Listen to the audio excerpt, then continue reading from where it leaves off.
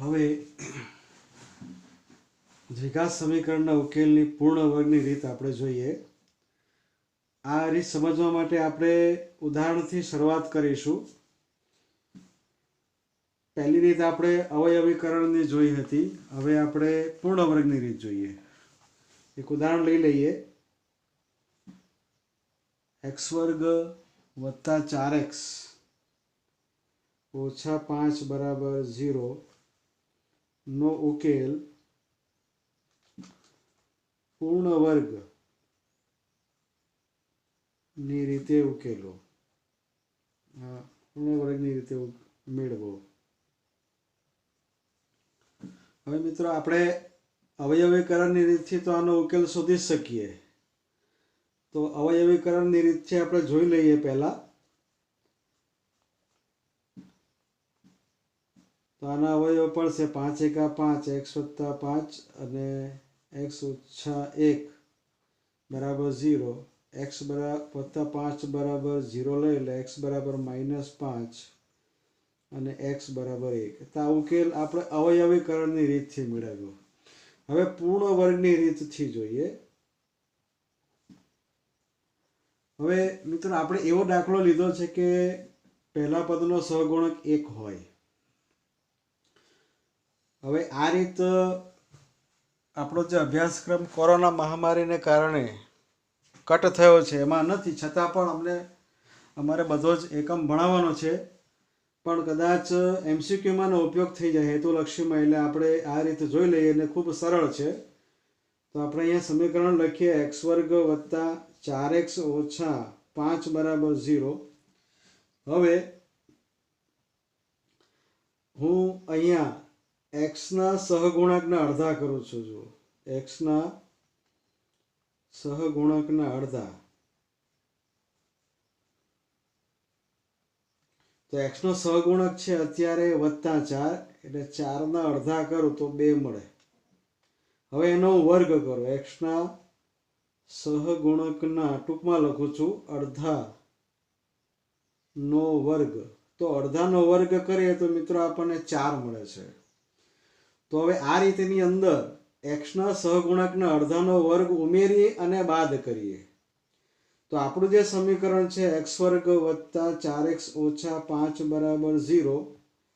હવે એની અંદર x વર્ગ વત્તા 4x ઓછા 5 આ વર્ગને ઉમેરું અને હું બાદ કરું છું બરાબર 0। તો +4 -4 ઉડી જાય તો સમીકરણ એનું એ જ રહે છે, એટલે મૂલ્ય બદલાતું નથી, એટલે આપણે ઉમેરી અને બાદ કર્યું। હવે જે ઉમેરેલું છે પદ જે છે એ આ પહેલા બે પદ સાથે એ પૂર્ણ વર્ગ બહુપદી બનાવશે, એટલે આપણે આને આ રીતે લખીશું। તો x વર્ગ વત્તા 4x વત્તા 4 અને બાકીના જે બે પદો છે એને આપણે જમણી બાજુ લઈ લઈએ। તો -5 ને જમણી બાજુ લઈએ તો +5 અને -4 ને જમણી બાજુ લઈ લઈએ તો +4।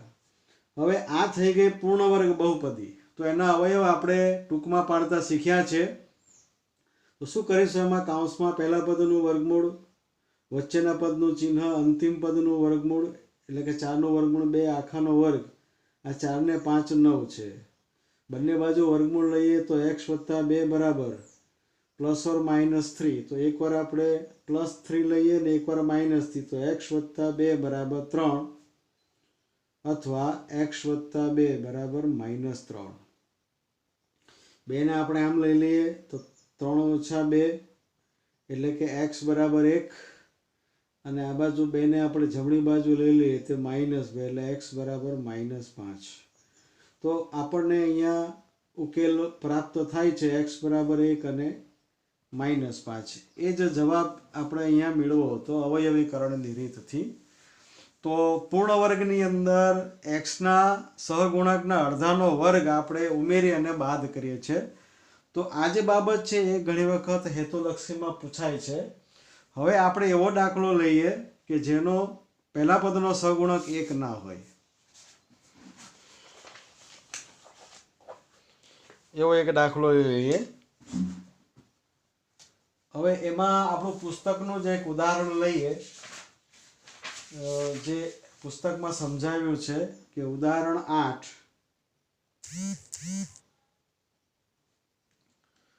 તો 5x વર્ગ સમીકરણ 5x વર્ગ ઓછા 6x ઓછા 2 બરાબર 0 ના બીજ પૂર્ણ વર્ગની રીતે શોધો.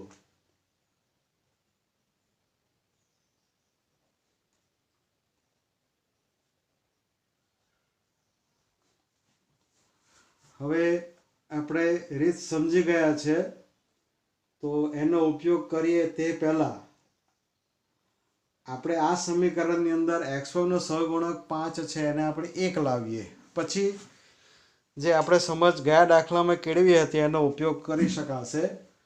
તો x1 નો સહગુણક 5 છે, તો મારે 1 લાવવો હોય તો આખા સમીકરણને મારે 5 વડે ભાગવું પડે. તો સમીકરણને 5 વડે ભાગતા તો પહેલું પદ જે છે એને 5 વડે ભાગીએ એટલે હું ડાયરેક્ટ લખું છું x વર્ગ, પછી આવશે 6/5x ઓછા 2/5 બરાબર 0. હવે આપણે જે પહેલો દાખલો કર્યો એ જ પ્રમાણે આ દાખલો કરી શકાશે. તો અહીંયા લખીશું x ના સહગુણકના અડધા, પહેલા આપણે અડધા કરીએ પછી વર્ગ કરીએ એટલે ભૂલ ના પડે. તો x નો સહગુણક છે -6/5, એના અડધા એટલે ભાગ્યા 2. હવે અંશનો છેદ નીચે આવશે એટલે -6/5 દુ 10 થયા. હવે આપણે એનો વર્ગ કરીએ તો x ના સહગુણકના અડધાનો વર્ગ, તો આનો વર્ગ આપણે કરીએ તે પહેલા એનું સાદુરૂપ આપી શકાય એમ છે. તો 3 દુ 6 અને 5 દુ 10 એટલે કે -3/5 આવે છે. તો એનો વર્ગ કરીએ તો ઓછાનો વર્ગ એટલે માઇનસનો વર્ગ પ્લસ થાય છે 9/25. હવે આપણે આ જે આવ્યો x ના સહગુણકના અડધાનો વર્ગ એને અગાઉની જેમ આપણે ઉમેરી અને બાદ કરીએ. તો આ ત્રણ પદ આપણે પહેલા લખીએ x વર્ગ ઓછા 6/5x ઓછા 2/5. હવે આને ઉમેરીએ અને બાદ કરીએ એટલે જેની કિંમત છે જળવાઈ રહેશે. હવે આ જે ઉમેરેલું પદ જે છે એ પૂર્ણ વર્ગ બહુપદી જે છે એનું અંતિમ પદ થશે. એટલે આ પહેલું પદ થયું ઓછા 6/5x, મધ્યમ પદ થયું અને અંતિમ પદ થયું 9/25. તો બાકીના જે બે પદ છે એને આપણે જમણી બાજુ લઈ જઈએ. તો બંને માઇનસ છે તો જમણી બાજુ લઈ જઈએ 2/5 વત્તા 9/25.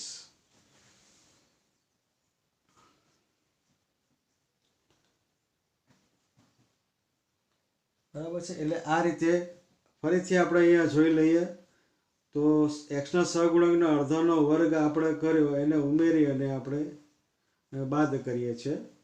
હવે આ બાજુ ડાબી બાજુ જોઈશું તો એના અવયવ અગાઉની જેમ પહેલા પદનું વર્ગમૂળ x, વચ્ચેના પદનું ચિહ્ન માઇનસ અને અંતિમ પદનું વર્ગમૂળ એટલે 3/5 આખાનો વર્ગ. હવે આ બાજુ લસા આવશે 25. તો અહીંયા 5 વડે ગુણ્યા 5 દુ 10 વત્તા 9 એટલે 19/25 થયા. એટલે કે x ઓછા 3/5 આખાનો વર્ગ બરાબર 19/25. બંને બાજુ વર્ગમૂળ લઈએ તો x ઓછા 3/5 બરાબર પ્લસ ઓર માઇનસ 19નું વર્ગમૂળ નીકળશે નહીં એટલે વર્ગમૂળમાં 19, 25નું વર્ગમૂળ છે 5. હવે એક વખત પ્લસ લઈ લઈએ અને એક વખત માઇનસ. તો x માઇનસ 3/5 અહીંયા વત્તા લઈએ તો વર્ગમૂળમાં 19/5 અથવા x માઇનસ 3/5 એ માઇનસ લઈએ તો માઇનસ 19/5. હવે બંને બાજુ આ માઇનસ 3/5 ને આપણે આમ લઈ જઈએ એટલે 3/5 વત્તા વર્ગમૂળમાં 19/5, છેદ સરખો છે અંશમાં સરવાળો એટલે આપણને x બરાબર એક કિંમત મળે છે. એ જ પ્રમાણે અહીંયા x બરાબર -3/5 ને જમણી બાજુ લઈ જઈએ તો 3/5 ઓછા વર્ગમૂળમાં 19/5 બંનેનો છેદ સરખો છે એટલે લસા એ જ આવશે અને અંશની સીધી બાદબાકી થશે એટલે આપણને અહીંયા એક્સની બે કિંમત મળે છે. હવે આ જે આપણને બીજ મળ્યા એ અસમય છે.